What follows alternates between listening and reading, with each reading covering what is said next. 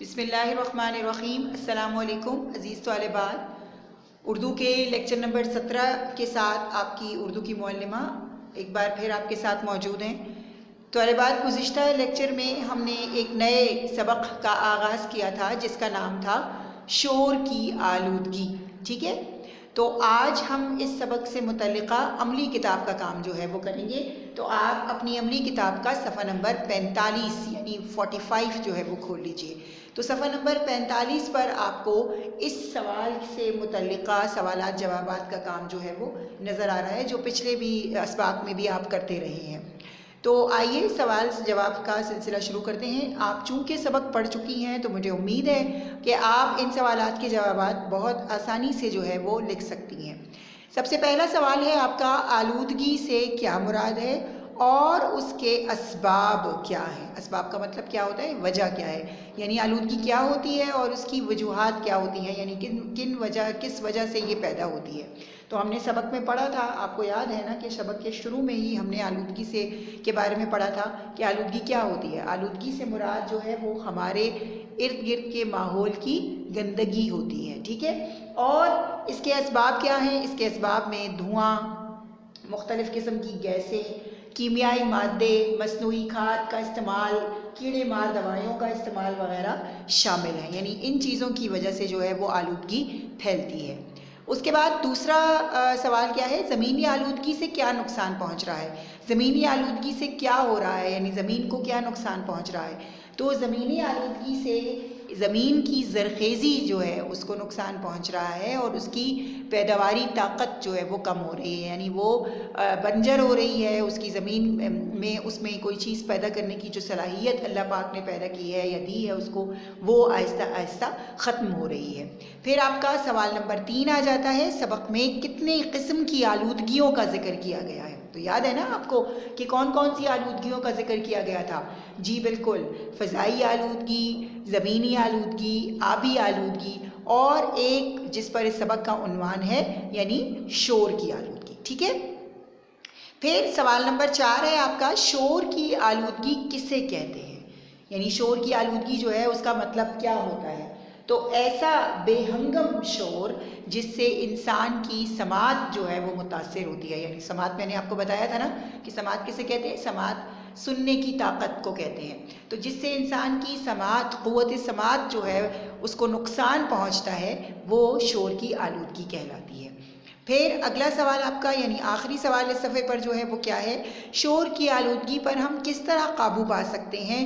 2 طریقے لکھیے، یعنی کوئی سے بھی 2 طریقے۔ آپ کو یاد ہے نا کہ سبق کے آخر میں جو ہے وہ ہمیں بتایا گیا تھا کہ ہم کیا کر سکتے ہیں شور کی آلودگی کو کم کرنے کے لیے، تو کچھ پوائنٹس کی صورت میں وہ آپ کو دیا گیا تھا، تو ان میں سے کوئی بھی 2 طریقے جو ہے وہ آپ نے اس سوال کے جواب میں لکھ دینے ہیں، ٹھیک ہے میرا بیٹا؟ آسان ہے نا کام، مشکل تو نہیں ہے۔ اس کے بعد صفحہ نمبر 46 پر اگر آپ آئیں تو آپ کا سوال نمبر 2 ہے کہ آپ دیے گئے الفاظ کے معنی جو ہے وہ فرہنگ میں سے، جو آپ کی اقرا اردو کتاب نمبر 2 میں جو فرہنگ آخر میں دی ہوئی ہے اس میں جو الفاظ معنی ہیں ان میں سے آپ نے الفاظ کے معنی لکھنے ہیں اور پھر انہی الفاظ کے آپ نے جملے بھی بنانے ہیں، جو پچھلے اسباق میں بھی آپ کرتے رہے ہیں۔ تو میں نے صرف معنی لکھ دیے ہیں، جملے کا کام جو ہے وہ آپ خود کریں گے۔ دیکھیے سوال پہلا لفظ ہے سنگین۔ سنگین کا مطلب کیا ہے؟ شدید، سخت۔ اطراف کا مطلب ہوتا ہے ارد گرد یا چاروں طرف۔ دھیما، ہلکی آواز۔ شعور کہتے ہیں تمیز کو، ٹھیک ہے؟ اقدام کا مطلب ہوتا ہے کسی کام کو شروع کرنا، اور مضر کا مطلب ہوتا ہے نقصان دہ۔ تو اپنے معنی کے کالم میں ان کے معنی لکھ لینے ہیں اور پھر اس کے آگے دی گئی جگہ پر ان الفاظ کے، یعنی یہ جو الفاظ ہیں الفاظ کے کالم والے، ان کے آپ نے جملے بنا لینے ہیں، ٹھیک ہے میرا بیٹا؟ اس کے بعد صفحہ نمبر 46 پر ہی آپ کا سوال نمبر 3 ہے، دیے گئے نامکمل جملے مکمل کیجیے۔ اب آپ سبق پڑھ چکے ہیں میرا بیٹا، تو یقیناً اس سوال کو بھی بہت آسانی سے جو ہے وہ آپ کر لیں گے اگر آپ نے بغور سبق کا مطالعہ کیا ہوگا تو اس میں سب سے پہلا کیا ہے، آج دنیا کا سب سے اہم اور ڈیش مسئلہ ڈیش ہے۔ جی سبق کی بالکل پہلی لائن تھی یہ، یاد ہے نا آپ کو؟ تو کیا ہے اس کا جواب؟ اس کے پہلے ہی خالی جگہ میں کیا آئے گا؟ سنگین، اور دوسری والی میں جی ماحولیاتی آلودگی۔ اس کے بعد نمبر 2 ہے مصنوعی کھاد اور ڈیش دواؤں کے استعمال سے زمین کی ڈیش کو ڈیش پہنچ رہا ہے۔ تو ابھی ہم نے سوالات جوابات میں بھی اس بات کو دہرایا تھا کہ مصنوعی کھاد اور کون سی کیڑے مار دواؤں کے استعمال سے زمین کی زرخیزی کو نقصان پہنچ رہا ہے۔ شاباش۔ اس کے بعد ہے نمبر 3 بڑے اور ڈیش شہروں میں رہنے والے ڈیش سے زیادہ متاثر ہوتے ہیں۔ ٹھیک ہے، تو بڑے اور صنعتی شہروں میں یعنی جہاں پر کارخانے وغیرہ زیادہ ہوتے ہیں کس سے زیادہ متاثر ہوتے ہیں؟ شور کی آلودگی سے زیادہ متاثر ہوتے ہیں۔ ٹھیک ہے میرا بیٹا، تو یہ سوال بھی آپ کا اسی طرح آپ نے کتاب پر کر لیا۔ اس کے بعد آپ کا سوال نمبر 4 ہے کہ الفاظ کو آپ نے لکھنا ہے نیچے والے کالمز میں اور پھر ان پر اعراب لگانے۔ تو یہ دیکھیے سب سے پہلا لفظ آپ کا ہے سنگین، تو سین پر زبر ہے، نون پر جزم ہے، گاف کے نیچے زیر ہے، پھر یہ اور نون دونوں پر جزم ہے۔ اس کے بعد دوسرا ہے سماعت، سین اور میم پر زبر ہے، عین پر زبر ہے اور تے پر جزم۔ پھر ہے شعور، شین پر جو ہے وہ زبر ہے، عین پر پیش ہے، واو اور رے پر جزم ہے۔ مضر، میم پر پیش ہے، ضاد کے نیچے زیر ہے اور رے پر جزم ہے۔ پھر ہے روز مرہ، رے پر زبر ہے، واو اور زے پر جو ہے وہ جزم ہے، میم پر زبر ہے، رے پر جو ہے وہ تشدید بھی ہے اور زبر بھی ہے اور آخر میں ہے پر جو ہے وہ جزم ہے۔ تو یہ اس طرح سے آپ نے اعراب کا کام جو ہے وہ کر لینا ہے۔ پھر آپ آ جائیے صفحہ نمبر 47 پر اپنی کتاب کے، یہاں پر آپ کو جو ہے وہ کچھ کام دیا گیا ہے اور وہ کام کیا ہے؟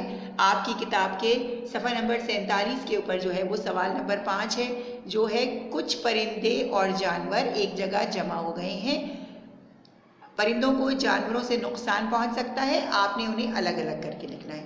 اب کرنا صرف کیا ہے کہ پرندوں والے کالم میں پرندوں کے نام لکھنے ہیں اور جانور والے کالم میں جانور کے نام لکھنے ہیں۔ تو یہ آپ کا کام ہے جو آپ نے صفحہ نمبر 47 پر کرنا ہے۔ تو اس کے ساتھ ہی طالبات ہمارے آج کے لیکچر کا کام جو ہے وہ ختم ہوتا ہے۔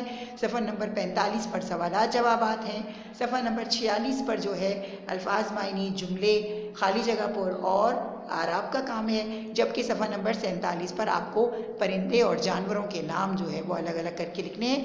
تو یہ کام جو ہے یہ آپ نے اپنی عملی کتاب کے اندر کر لینا ہے۔ اگلے لیکچر میں انشاءاللہ اس مزید کام کے ساتھ دوبارہ جو ہے وہ ملیں گے انشاءاللہ۔ تو تب تک کے لیے اپنی معلمہ کو اجازت دیجیے۔ فی امان اللہ۔